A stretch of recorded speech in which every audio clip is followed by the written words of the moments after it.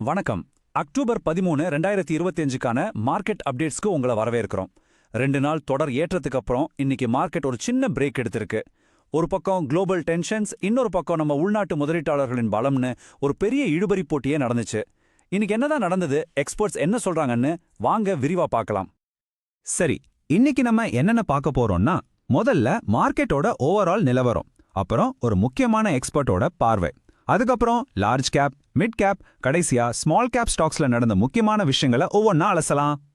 சொன்ன மாதிரியே 2 நாள் நல்லா ஏறினதுக்கு அப்புறம் இன்னைக்கு சந்தை கொஞ்சம் நிதானிச்சது. இந்த எச்சரிக்கையான போக்கு நம்பர்ஸ்ல எப்படி வெளிப்பட்டுச்சுன்னு பார்ப்போம்.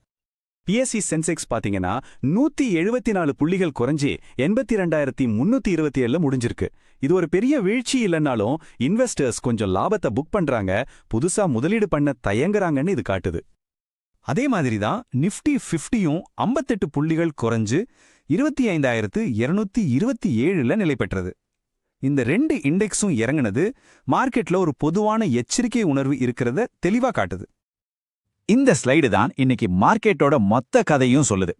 ஒரு பக்கம் உலக வர்த்தக பதட்டங்கள் மாதிரி வெளிக்காரணிகள் மார்க்கெட்டை கீழே இழுக்குது. ஆனா இன்னொரு பக்கம் நம்ம மியூச்சுவல் ஃபண்ட்ஸ், இன்சூரன்ஸ் கம்பெனிங்க தொடர்ந்து பணத்தை போட்டு ஒரு பெரிய சரிவு வராம தாங்கி பிடிச்சிட்டு இருக்கு. செக்டார் வைஸ் பார்த்தா கதை இன்னும் சுவாரஸ்யமா இருக்கு. குளோபல் டிமாண்ட் குறைவால ஐடி, எஃப்எம்சிஜி எல்லாம் கொஞ்சம் டல் அடிச்சுது. ஆனா ஃபினான்ஷியல் சர்வீசஸ் செக்டர் மட்டும் 0.55% ஏறி இருக்கு. இது மார்க்கெட்டோட சில பகுதிகளில் இன்னும் வலுவா இருக்கிறத காட்டுது. சரி, இந்த நம்பர்ஸ் எல்லாம் வச்சுக்கிட்டு ஒரு இன்வெஸ்டரா நாம என்ன புரிஞ்சுக்கணும்? வாங்க, கோடக் மியூச்சுவல் ஃபண்டோட நிலேஷ் ஷா என்ன சொல்றாருன்னு பார்க்கலாம். அவரோட பார்வை நமக்கு இன்னும் தெளிவை கொடுக்கும். நிலேஷ் ஷா ஒரு ரொம்ப சிம்பிளான ஆனா பவர்ஃபுல்லான அட்வைஸ் கொடுக்கறாரு. அதாவது, பெரிய ரிட்டர்ன்ஸை உடனே எதிர்பார்க்காதீங்க, அதுக்கு பதிலா ஃபண்டமெண்டலா ஸ்ட்ராங்கா இருக்கிற நல்ல கம்பெனிகளா பார்த்து முதலீடு பண்ணுங்க அப்படிங்கிறாரு. அவர் ஏன் அப்படி சொன்னாருங்கிறதுக்கு இந்த டேபிள் ஒரு சூப்பர் உதாரணம். இங்க பாருங்க, லார்ஜ் கேப் பங்குகள் அதோட 10 வருஷ சராசரி விலையில தான் ட்ரேட் ஆகுது. ஆனா ஸ்மால் கேப் பங்குகள் அதோட சராசரியான 17 விட ரொம்பவே அதிகமா 25ங்கிற பி ரேஷியோல ட்ரேட் ஆகுது. அதாவது இந்த பங்குகள் ரொம்ப காஸ்ட்லியா இருக்கு. இது கொஞ்சம் ரிஸ்கான விஷயம் இல்லையா? இதுக்கு மேல இன்னொரு சிக்கல் என்னன்னா, கம்பெனிகளோட வருமானம் பத்தின எதிர்பார்ப்புகளும் குறைக்கப்படுது. ஒரு பக்கம் ஸ்டாக் விலை ஜாஸ்தியா இருக்கு, இன்னொரு பக்கம் லாப வளர்ச்சி குறையும்னு எதிர்பார்க்கறாங்க. இந்த முரண்பாடு தான் மார்க்கெட்ல இப்போ இருக்கிற ஒரு விதமான பதற்றத்துக்கு முக்கிய காரணம். சரி, இந்த பொதுவான சூழ்நிலையில நம்ம மார்க்கெட்டோட 2 பெரிய ஜாம்பாவான்கள் டிசிஎஸும் ரிலையன்ஸும் எப்படி பர்ஃபார்ம் பண்ணுச்சுன்னு பார்க்கலாம் வாங்க. ரெண்டுமே 2 வித்தியாசமான கதையை சொல்லுது. முதல்ல நம்ம ஐடி ஜாம்பவான் டிசிஎஸ்.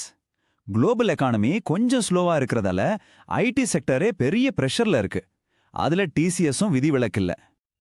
இன்னைக்கு மட்டும் 0.54% சரிஞ்ச இந்த பங்கு போன ஒரு வருஷத்துல கிட்டத்தட்ட 27.5% வீழ்ச்சி அடைஞ்சிருக்கு. இதுக்கு காரணம் அமெரிக்காவோட விசா பாலிசி மாற்றங்கள், வெளிநாடுகள்ல ஐடி சேவைக்கான டிமாண்ட் குறைஞ்சதுன்னு பல விஷயங்கள் இருக்கு. இன்னொரு பக்கம் ரிலையன்ஸ் இண்டஸ்ட்ரீஸ் இன்னைக்கு கொஞ்சம் லாபம் பார்த்தாலும் அதோட பங்கு ஒரு குறிப்பிட்ட விலை ரேஞ்சுக்குள்ளேயே சுத்திட்டு இருக்கு. பல பிசினஸ்ல இருந்தாலும் ஒவ்வொன்றிலையும் அதுக்கு தனித்தனி சவால்கள் இருக்கு. அவங்களோட எண்ணெய் பிசினஸ்ல லாபம் குறையுது, ஜியோவுக்கு பயங்கரமான போட்டி இருக்கு, ரீட்டைல் பிசினஸை விரிவுபடுத்த நிறைய முதலீடு தேவைப்படுது. இந்த காரணங்களால ஸ்டாக் பெரிய அளவுல நகர முடியாம திணறுது. ஓகே, லார்ஜ் கேப்ஸ்ல இருந்து மிட் கேப் பக்கம் போனோம்னா அங்க நிலைமையே வேற. சில கம்பெனிங்க பிரகாசிச்சுது, சிலது தடுமாறுச்சு. வாங்க, அந்த கலவையான முடிவுகளை பத்தி கொஞ்சம் டீட்டெயிலா பார்ப்போம். இன்னைக்கு நம்ம 3 முக்கியமான கம்பெனிகளை பத்தி பார்க்க போறோம். நல்லா பர்ஃபார்ம் பண்ணோன்னு எதிர்பார்க்கப்படுற ஹெச்சிஎல் டெக், முதலீட்டாளர்களை ஏமாத்தின டிமார்ட், அப்புறம் புதுசா மார்க்கெட்டுக்கு வந்த டாடா கேபிட்டல். ஐடி செக்டாரே பொதுமா கஷ்டத்துல இருந்தாலும் ஹெச்சிஎல் டெக் மட்டும் ஒரு நம்பிக்கை நட்சத்திரமா தெரியுது. அதோட வரப்போற காலாண்டு ரிசல்ட்ஸ் ரொம்ப ஸ்ட்ராங்கா இருக்கும்னு அனலிஸ்ட் எதிர்பார்க்கறாங்க. வருமானம் 8-9.5% வரைக்கும் வளரும், லாபமும் அதிகமாகும்னு சொல்றாங்க. முக்கியமா மத்த கம்பெனிகளை மாதிரி இவங்க H1B விசாவை ரொம்ப நம்பி இல்ல. அது ஒரு பெரிய பிளஸ் பாயிண்டா பார்க்கப்படுது. டிமார்ட்டோட கதை என்னன்னா, இந்த சார்ட்ல இருக்கு பாருங்க, வருமானம் 15.5%ன்னு சூப்பரா வளர்ந்துருக்கு. ஆனா லாபம் வெறும் 4% தான். இதுதான் மார்க்கெட்டுக்கு ஒரு பெரிய ஏமாற்றமா போயிடுச்சு. கடைசியா டாடா குரூப்ல இருந்து வரதால எல்லாரும் ரொம்ப ஆவலா எதிர்பார்த்த டாடா கேபிட்டல் ஐபிஓ. ஆனா அதோட ஆரம்பம் ரொம்பவே அமைதியா, கொஞ்சம் மந்தமா தான் இருந்துச்சு. அதோட ஐபிஓ விலையை விட வெறும் 1.23% பிரீமியத்துல தான் இந்த பங்கு லிஸ்ட் ஆச்சு. இதுல இருந்து என்ன தெரியுதுன்னா, இன்வெஸ்டர்ஸ் இப்போ என்பிஎஃப்சி அதாவது வங்கி அல்லாத நிதி நிறுவனங்கள் மேல கொஞ்சம் ஜாக்கிரதையா இருக்காங்க.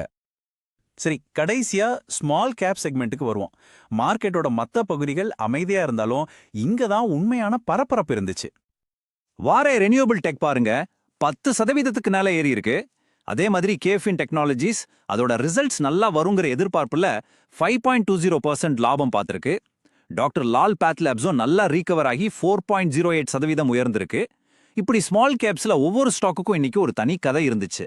இந்திய பங்குச்சந்தை அப்டேட்டுகளுக்காக சப்ஸ்கிரைப் பண்ணி பெல் ஐகானையும் கிளிக் பண்ணுங்க.